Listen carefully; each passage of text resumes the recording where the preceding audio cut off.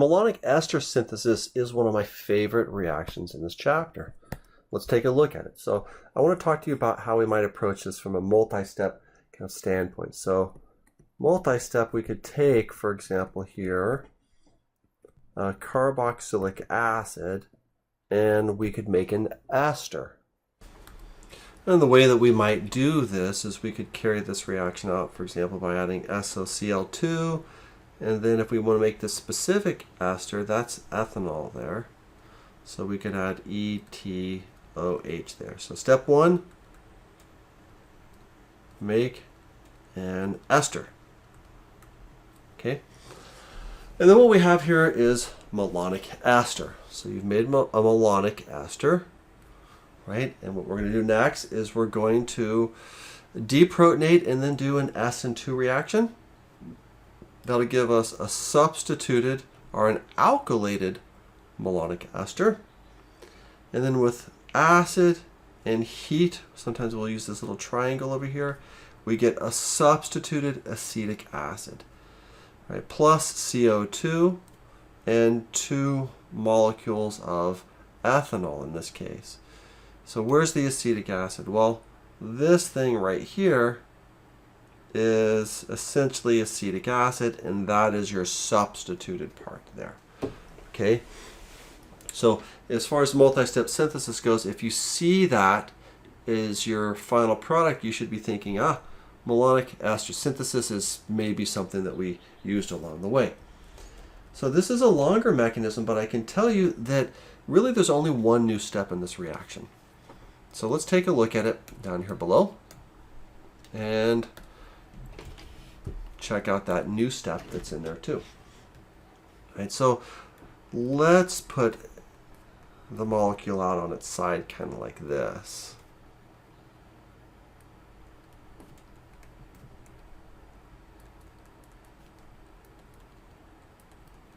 Okay.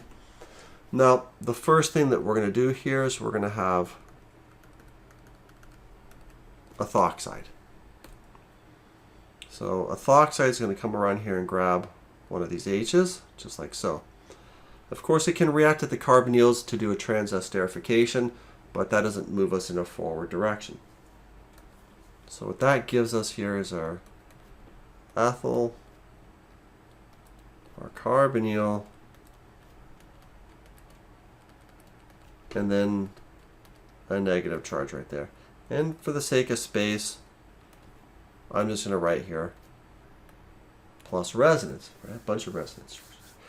Okay, so then what we're going to do next is this, is we're going to carry out this next step. We're going to add Rx.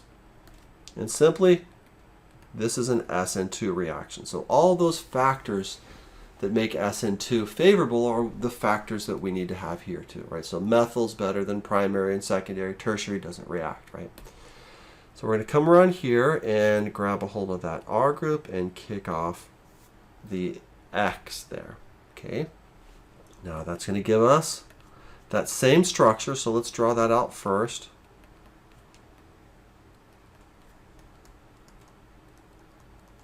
Except now we're going to have an R group right there. There we have it. Okay, so now that took us to our first step. So what we're going to do next is this. All right, the next conditions are H3O plus and heat. So what we're going to do is we're going to go through here and we're going to add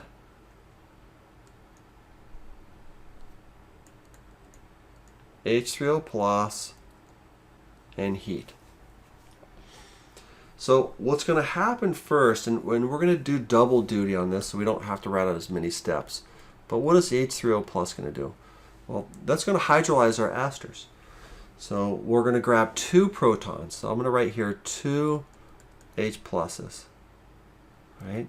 We're going to grab them and we're going to put them on our carbonyls. Okay? So we're going to combine them so that we don't have to write out repetitive steps so many times.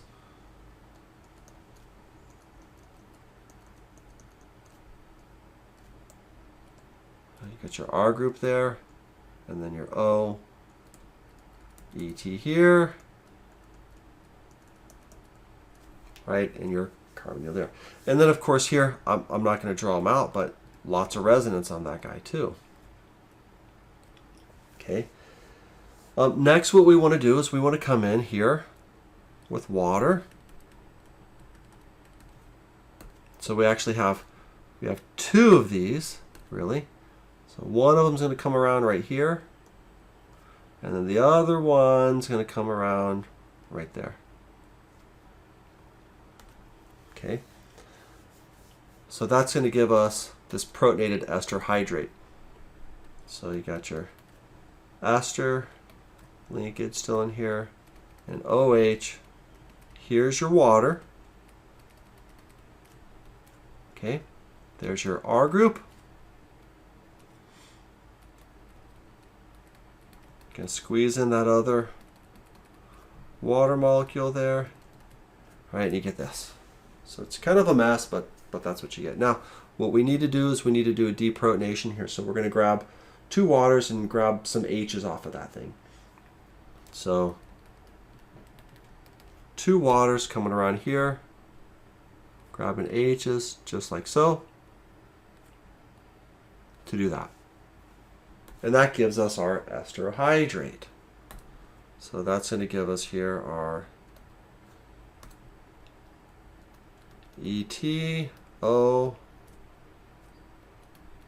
OH, OH, R group, OH, OH, with your ester linkage on that side. So there's your ester hydrate. So our plan of attack now is to turn these into good leaving groups. We do that by protonating them and kicking them off as leaving groups, right? So this is really kind of the reverse of a Fischer esterification. We're just doing a little review here. So then down here below, let's draw that out. So the first thing to do is to put in all your OHs and all that other stuff. And then we'll grab a proton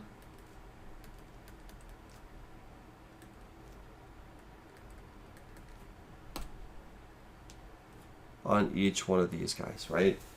So you're grabbing that proton. Again, that's from H3O plus there. All right, so then next what we're going to do here is we're going to, again, combine some steps here. So let's put in our lone pair so it looks nice and good. And we're going to swing those guys down and we're going to kick off ethanol. So swing it down, kick off ethanol on both sides. So here's your 2 CH3, CH2 OHs that you kicked off. And then what you're going to be left with is an OH carbonyl protonated, another protonated carbonyl on that side, and an OH there with an R group down here below. So you're still hanging on to this R group all along here. Okay. And then the last step that we have is we have deprotonation. So again, you got 2 water molecules here, swinging around, grabbing that H. Just like so, okay? All right, so far, other than a lot of steps, this is not really anything that new. So a lot of review from some old stuff. Okay, so here's the new step. What we're gonna do now, and I'm gonna scroll this up just a little bit here, is we're gonna take this and we're going to redraw. This is a step that you really want to make sure you know. It's a step that happens somewhat frequently in biochemistry. So when we redraw this, we want to draw it the following way. So we're going to take one end of the molecule and leave it the same. So that part's going to stay the same. But what I want to do here on this end is I want to take this and I want to twist it around. So when I do that, I'm going to come over here. And what I want to do is I want to put my carbonyl group facing down now, because it was up before, and then my oxygen here with an H over here, just like so. And the reason why we want to redraw this is because we have it now in the correct orientation to do this new step, which is called a decarboxylation step. Okay, so let's take a look at this and let's move forward and let's see what happens. So what we're going to do is we're going to start off here at the top and we're going to grab a hold of that H. And then there's going to be a domino effect here. So this set of electrons is going to come over to right there. And can you guys see, I don't know if you can recognize this, but this right now is going to become your CO2. Okay. All right, so we're going to swing around here and we're going to do this. And then the last step is coming over just like that. Okay. All right, again, that's the new step. So if you're good on everything up to this point, that's the step that you just need to practice. Okay. So let's see if we can draw what the product of this is. So here's our HO. Okay, that's this right here. There's our carbon that's right here. That's connected to an oxygen now, that's connected to an H. And then we have here a double bond and then an R group down here below. Okay, and then of course plus carbon dioxide plus CO2. And right, that's a gas, so that's going to bubble off there. Now notice here something interesting. Here you have an enol. And we are under acidic conditions. So what happens next is we do a keto-enol tautomerism. Right, so we have H plus, H2O in solution.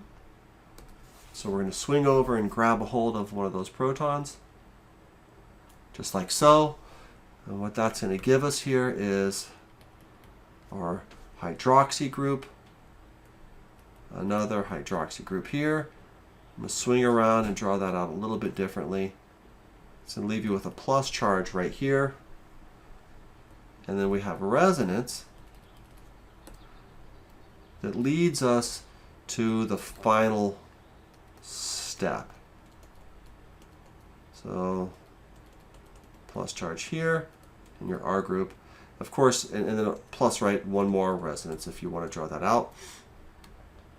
And then the very last step of this reaction here is deprotonation with water. Remember, it's a catalyzed reaction, that keto-enol. So we're going to swing around here and grab that. And then 17 steps later, you get this, right? And notice that that, again, is your substituted acetic acid. So there's your acetic acid, and that R group is what you've substituted on there. So interesting side note, again, this is a reaction that you see in biochemistry. So let's just take a little diversion here for a moment, and I want to show you something. So let's look at this molecule here. All right, this is called pyruvate. It's one of the products that you get through the metabolism of glucose. All right, so what you see here is the following reaction. So there's an enzyme that takes care of this. It's called pyruvate dehydrogenase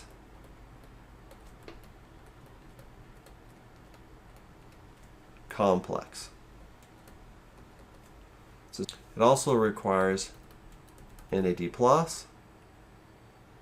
converts that into NADH, and also you have here a loss of CO2. Right, and so what you get here, well, and also coenzyme A. So what you get here is this, S coenzyme A. This is acetyl coenzyme A, right, plus CO2.